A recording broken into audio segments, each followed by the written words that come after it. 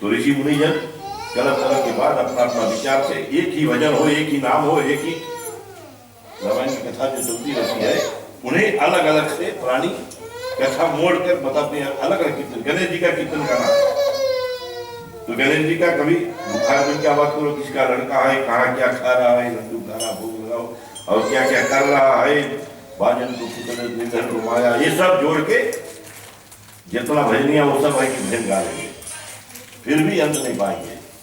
तो इस भांति राम नाम पर भी बताते हैं कि अनेक होता है। और ब्रह्मा का एक दिन नाम कल्प है, ब्रह्मा के एक दिन का नाम कल्प है। पन्ना रामायण महारानी के मध्य में 101 पन्ना पर पेज 101 रामायण में लिखा है ये कल्प भेद के बारे में, कि कल्प भेदों से राम जी के विविध प्रकार के सुंदर चरित्र हैं, जिनका मुनियों ने अपने ग्रंथों से अनेक प्रकार से वर्णन किया है। ब्रह्मा की एक दिन का नाम कल्प है, और एक कल्प में 14 मनवंतर और 14 इंद्र बीत जाते हैं। 71 चौकड़ी युगों मतलब है सतयुग, त्रेता, द्वापर, कलयुग का एक मनवंतर होता है। सतयुग की संख्या अब बताते हैं कि 17,28,000 और त्रेता युग की संख्या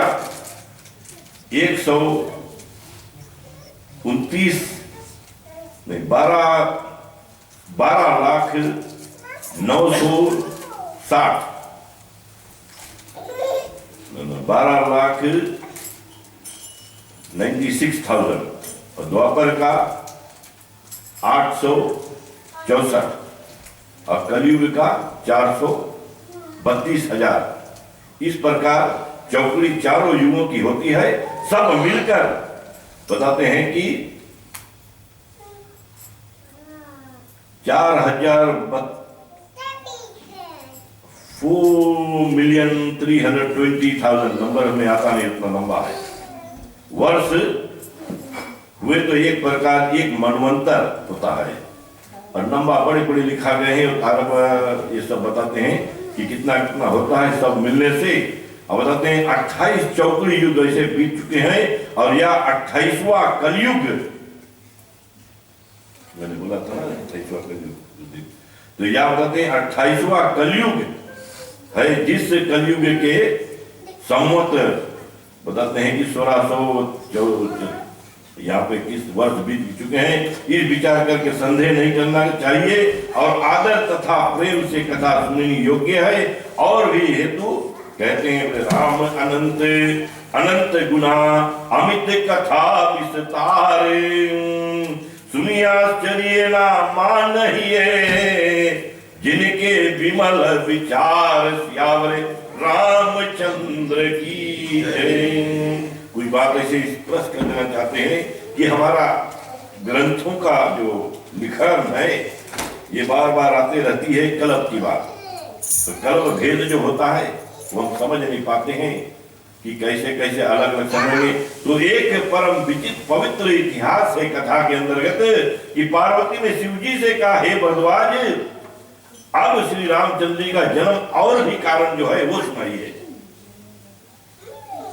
और तब यज्ञवल्क्य जी बताते हैं भरद्वाज मुनि को कि हे मुनि, पवित्र प्राचीन कथा सुनिए जो शिव जी पार्वती से कही थी।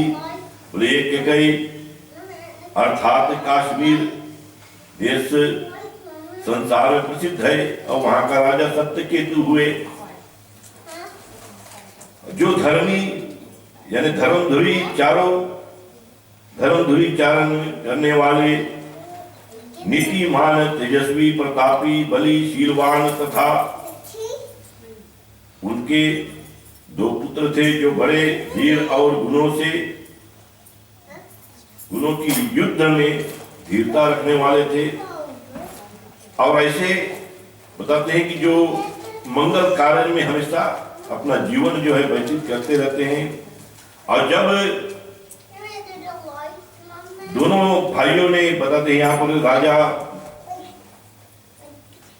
राजधानी राजा के दो पुत्र हुए, एक का नाम प्रताप भानु था, दूसरे का नाम अरिमर्दन, और जिसकी भुजा और अतुलित बल थे और संग्राम में चलायमान नहीं होते थे, और दोनों भाइयों मेल था, और बताते हैं सब दोष क्षणों से रहित प्रीति थे।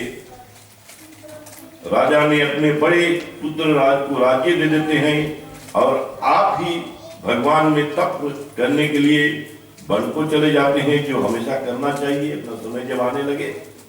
तो यूं समझ लो कि हमारा वनप्रस्थ लेना है, भगवान में लग जाओ, क्रिया तो होएगा नहीं, मोह माया से निकलो, छुटकारा पाओ। यूं सोचो कि हमारे जो बच्चे हैं उनको हम नहीं रहेंगे तो क्या होएगा। अब जैसे आप सब लोग बैठे हो यहाँ पर, तो अगर घर के बारे में सोचोगे या पूजा के बारे में सोचोगे, घर तो भाई वही है, भगवान दूसरा घर दे देंगे, बट यहाँ भगवान की एक कथा जो सुनने को फिर नहीं मिलेगा। और यही जो पुण्य है ये लेकर जाओगे साथ में,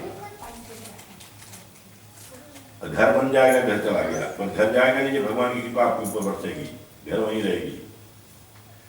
और इस तरह से जब प्रताप रवि भयो नृप फिर दुहाई देश, प्रजापालयति वेद विधि कहूं नहीं अगले ससियावर रामचंद्र की जय।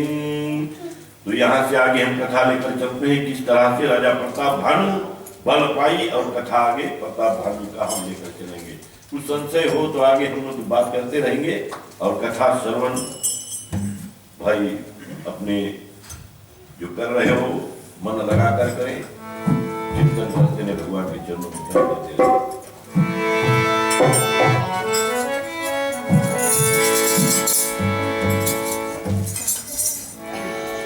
मंगलमय मायन नामु काही प्रथम मैं करत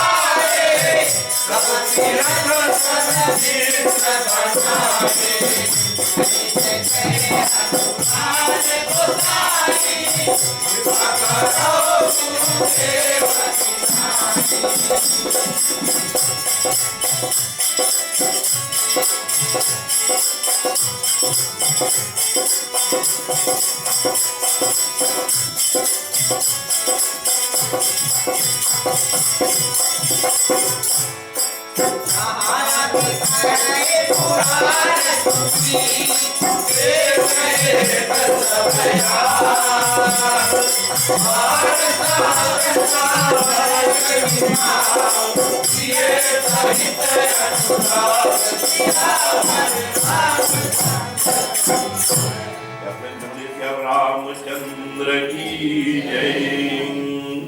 तो ऐसे बताते हैं कि राजा सत्यकेतु के यहाँ पर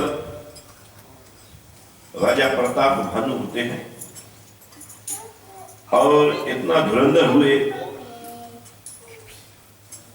कि सप्तदीप भुजबल वस्त्र कीन्हा और ले ले दंड छाड़ नृप कीन्हा। बताते हैं कि जितने 7 दीप अपने भुजाओं में बस कर लेते हैं और जितने होते हैं राजा उनसे दंड लेते हैं, कर लेते हैं और फिर उनको छोड़ ही देते हैं और संसार को अपने बहुबल से विजय कर लिए अपने नगर में फिर प्रवेश किए। बताते हैं धर्म अर्थ काम और मोक्ष चारों पदार्थ सब राजाओं के प्राप्ति हुए, अर्थात समय पर राजा इनको सेवता रहा। और बताते हैं कि जितने यह बताए गए हैं पुराणों में ग्रंथों में वो बार बार करता है, सेवकाई में कभी पीछे ना होए। और राजा के मंत्री धर्म रुचि भगवान की भक्ति धारण करने वाला हितकारक और नीति सिखाता था। गुरु देवता साधु पितर ब्राह्मण इनकी सेवा राजा करते थे और जो वेदों में राजाओं के धर्म लिखे हैं वह सब राजा सुख मान कर करता था। दिन दिन अनेक प्रकार से दान देता, जहां किसी का कष्ट है वहां पर जाता, कष्ट को निवारण करवाता ताकि सबका काम चलता रहे और अनेक